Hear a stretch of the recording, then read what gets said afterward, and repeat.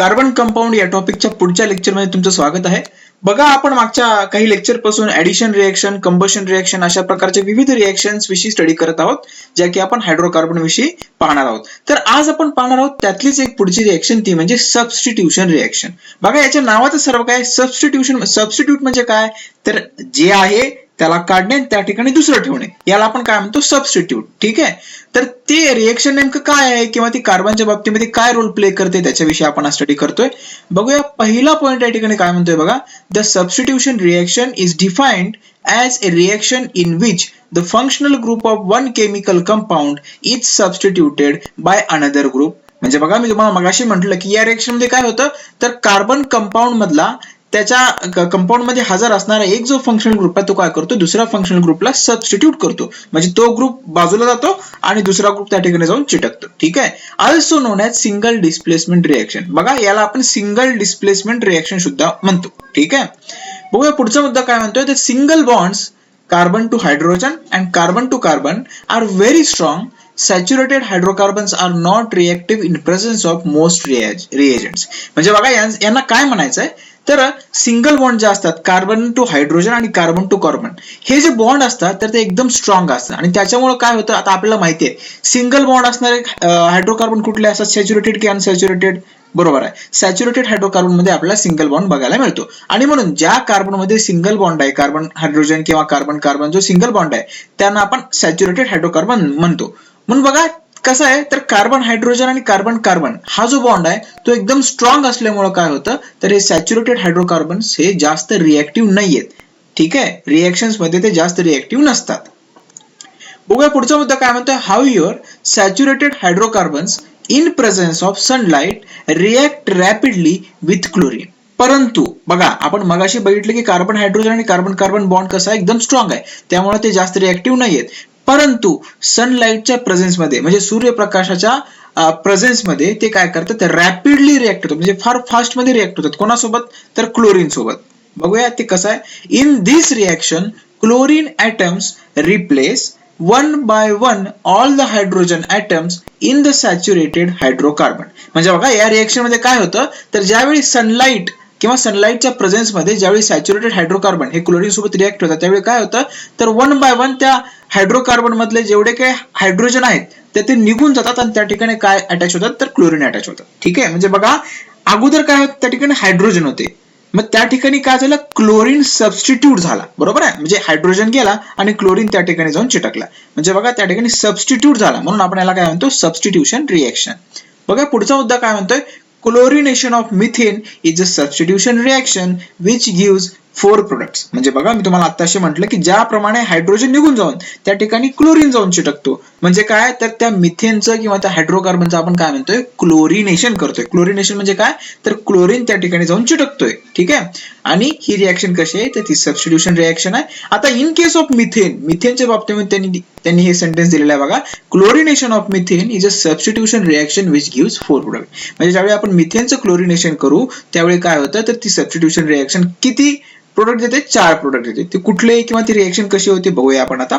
बघा, पहिली रिएक्शन आहे ज्यावेळी CH4 हे Cl2 सोबत रिएक्ट करतं in presence of sunlight. What we get, CH3Cl and HCl, that is hydrochloric acid. ठीक आहे. बघा, CH3Cl ला आपण काय म्हणतो, क्लोरोमिथेन. ठीक आहे. मोनोक्लोरोमिथेन किंवा क्लोरोमिथेन असं म्हणतो. ठीक आहे. बघा, हा आहे मिथेन. मिथेन जेव्हा क्लोरीन सोबत रिएक्ट करतो त्यावेळी सनलाइटच्या प्रेझेन्स मध्ये ज्यावेळी क्लोरीन सोबत रिएक्ट करतो त्यावेळी आपल्याला काय मिळतं, मोनोक्लोरोमिथेन प्लस हायड्रोक्लोरिक ऍसिड.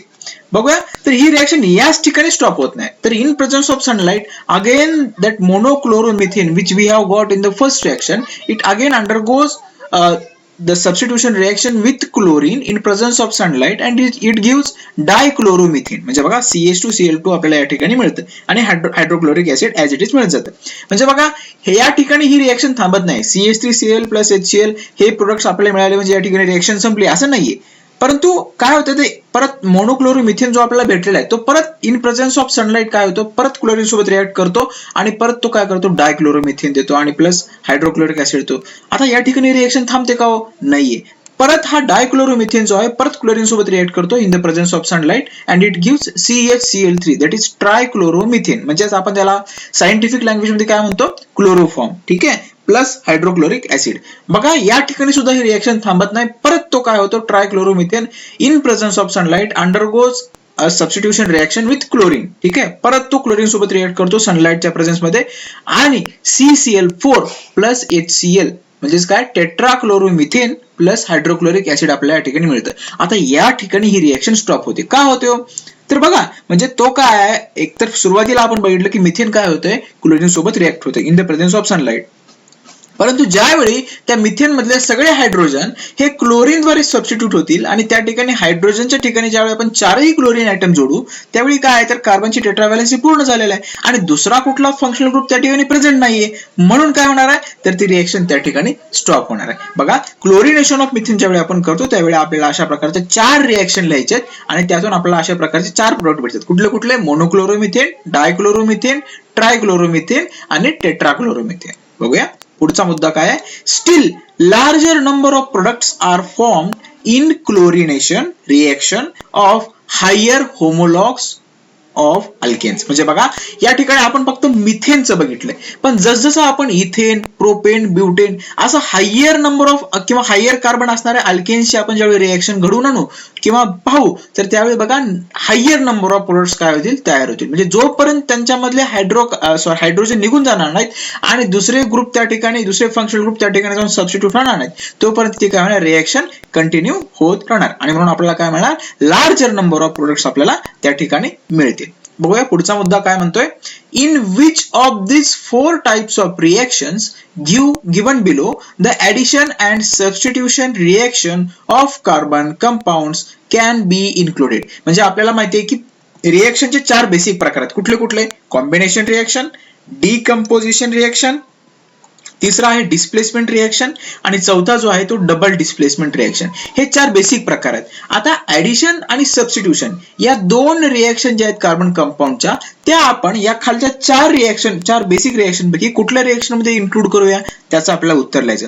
बघूया त्याचं उत्तर, addition reaction can be included in combination reaction. म्हणजे बघा ऍडिशन रिएक्शन जे आहे ते आपण कुठे इन्क्लूड करू शकतो, कॉम्बिनेशन रिएक्शन मध्ये. आता कशा प्रकारे, बघा addition reaction occurs when 2 or more reactants combine to form a product without the loss of any atoms present in the reactants. म्हणजे बघा आपल्याला माहिती आहे ऍडिशन रिएक्शन केव्हा घडते, ज्यावेळी 2 रिएक्टंट्स एकमेकांसोबत रिएक्ट होतात आणि एक पर्टिक्युलर प्रोडक्ट देतात, परंतु त्यांच्यामध्ये कसं होतं, त्या रिएक्टंट मधला कुठलाही ऍटमचा लॉस न होता आपल्याला त्या ठिकाणी प्रोडक्ट मिळतो. म्हणजे काय, तर त्या 2 रिएक्टंटची ऍडिशन होऊन काय होते, ती रिएक्शन होते, कुठल्याही ऍटमचा लॉस होत नाही, म्हणून आपण त्याला काय म्हणतो, ऍडिशन रिएक्शन. ठीक आहे, पुढचा मुद्दा काय म्हणतोय बघा, they undergo addition reaction to form a saturated compound as the product. म्हणजे काय होतात, तर ते ऍडिशन रिएक्शन थ्रू काय तयार करतात, सॅच्युरेटेड कंपाऊंड तयार करतात. बघूया पुढचा मुद्दा काय म्हणतोय,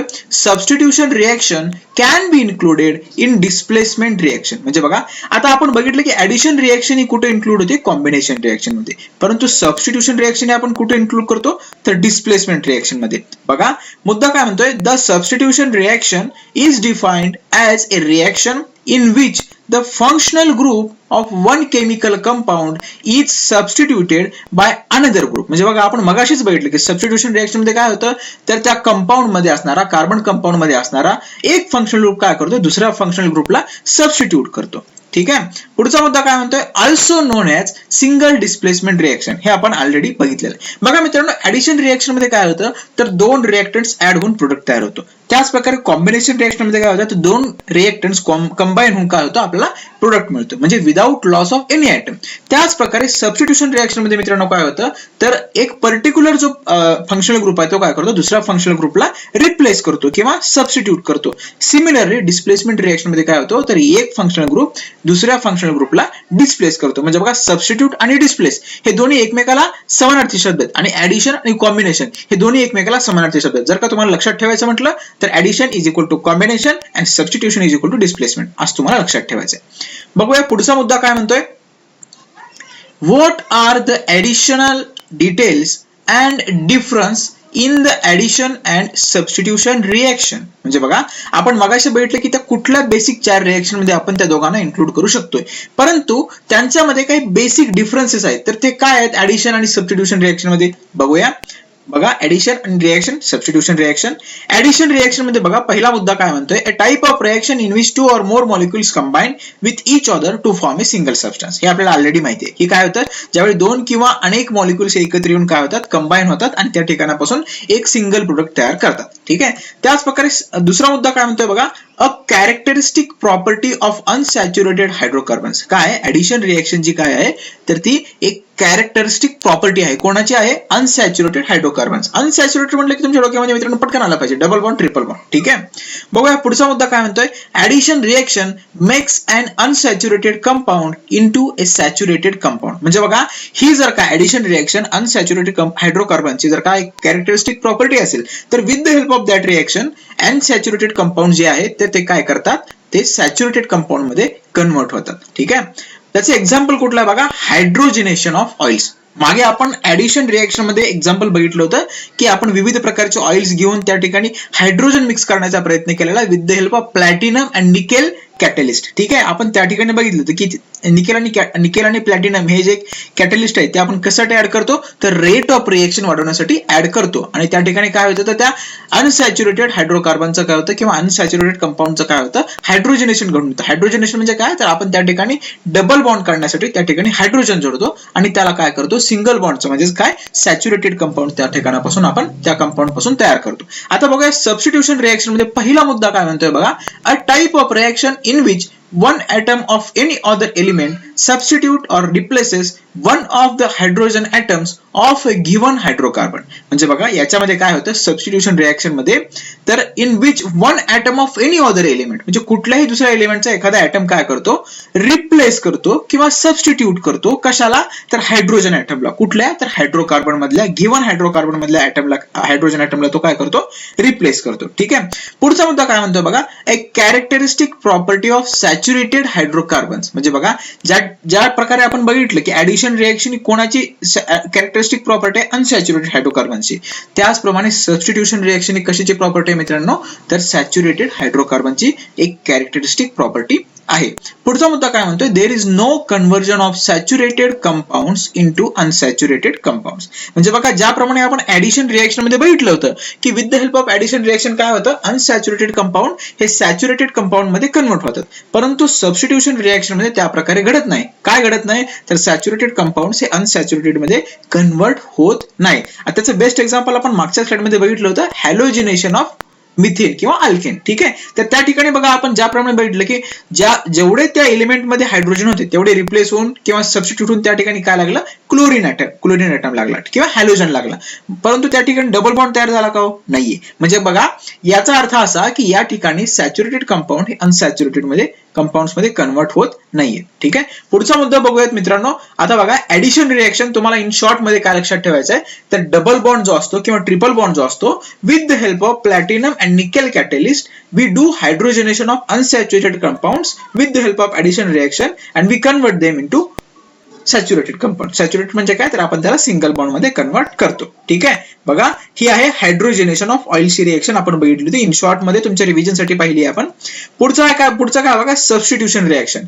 आता सबस्टिट्यूशन रिएक्शन म्हणजे काय, आपण बघितलं की क्लोरिनेशन ऑफ मिथेन. आता जसं क्लोरिनेशन ऑफ प्रोपेन जर का आपण बघितलं तर CH3 CH2 CH3 plus Cl2 in presence of sunlight what it will give, propyl chloride. ठीक आहे.